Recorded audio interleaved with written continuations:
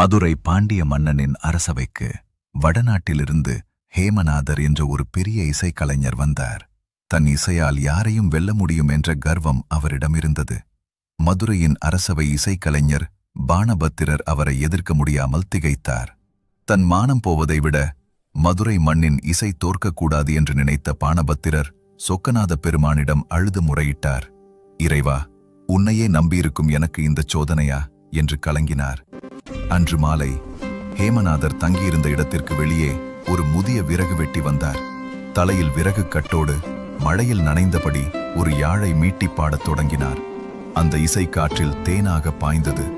அந்த இசையை கேட்டு உறைந்து போன ஹேமநாதர் வெளியே ஓடி வந்தார். யார் நீ, இவ்வளவு அற்புதமாக பாடுகிறாயே என்று கேட்டார்.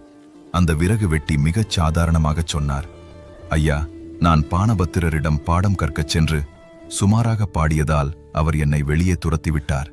பிழைப்புக்காக விறகு விற்கிறேன். ஒரு சாதாரண வேலையாக்கே இவ்வளவு திறமை என்றால் அவர் குருவான பாணபத்திரர் எப்படி இருப்பார் என்ற பயத்தில் அன்றிரவே மூட்டை முடிச்சுகளோடு மதுரையை விட்டு ஓடிப்போனார். மறுநாள் காலை உண்மை வெளிச்சத்திற்கு வந்தது. வந்தவர் சாதாரண விறகு வெட்டி அல்ல. தன் பக்தனின் மானத்தை காக்க விறகு சுமந்து வந்து பாடிய மதுரை சொக்கநாதரே அவர். கர்வத்தை அடக்கி இசையை தலை நிமிரச் செய்த மதுரையின் மகா லீலை இது.